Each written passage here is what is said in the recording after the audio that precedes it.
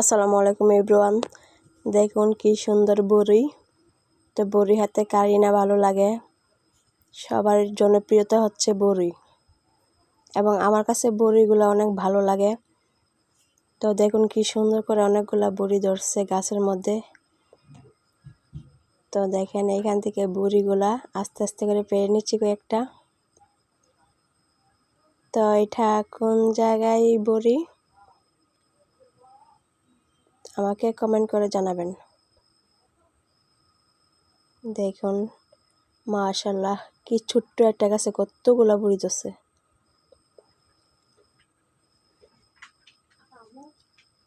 অনেক সুন্দর বড়িগুলা। দেখেন অনেকগুলা বড়ি নিচে পড়ে রইছে।